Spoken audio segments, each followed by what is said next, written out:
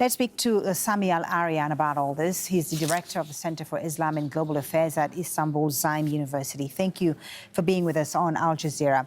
So we have Israel flaunting the UN Security Council resolution, which called for an immediate ceasefire on Gaza, just as it flaunted past resolutions, of course. It's mocked the accusations of genocide by the top UN official, Francesca Albanese, and it plans to go ahead with this offensive on Rafah. Is this pressure from the international community making a difference at all? What sort of steps should the international community be making and be taking to deter Israel?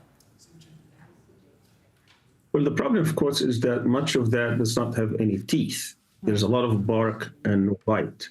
The resolution that was passed by the Security Council does not threaten any kind of repercussions if Israel ignores it, and that's what it's been doing. Actually, the United States, which is a partner in the crimes that Israel has been committing, it's complicit in the atrocities, has said that this resolution is non-binding, even though it's passed for the first time by the Security Council resolutions.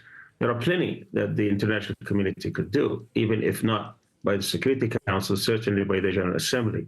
It can freeze Israel's membership. It can isolate it further. It can even expel it if it wants to. It could empower a panel, a judicial panel, a judiciary panel, by which the Israeli leaders, the military leaders, those who are committing these atrocities and genocide, they can hold them accountable, and they could be tried in a tribunal. It could also impose sanctions, economic sanctions, other kind of sanctions. It can also tell Israel, if it does not allow all the aid to get in unhindered, it can also send its own trucks through Egypt or otherwise. There's plenty that the UN could do, but unfortunately, there is not a will internationally to do that because of the American pressure. So there are a number of measures, you say, that the international community could be taking to force Israel to comply with these resolutions. What do you think the calculus is right now when it comes to the Israelis? They have this planned offensive on Rafah. Netanyahu says he will go ahead with it. Do you think they will, despite all this pressure? I mean, we have to take them at their word. Netanyahu has been threatening this for a long time.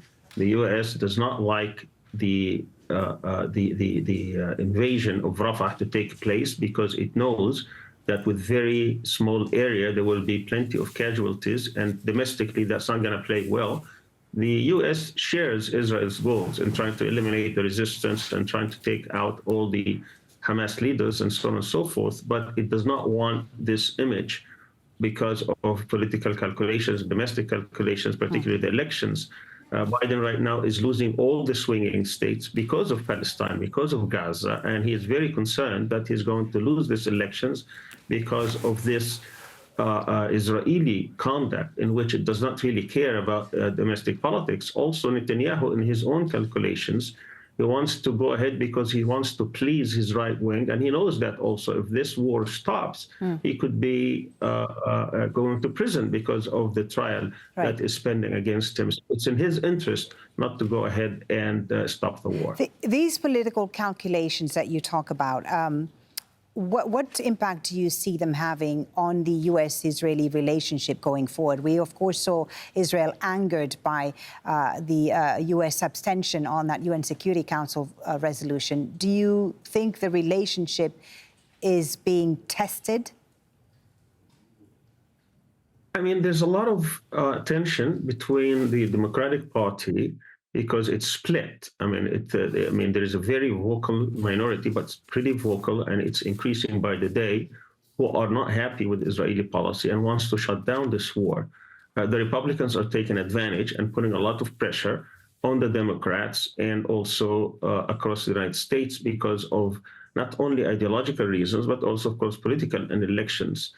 But on the other hand, Israel, Netanyahu particularly, does not want to give any credit or any kind of leeway to the Democrats because he prefers Trump in this election.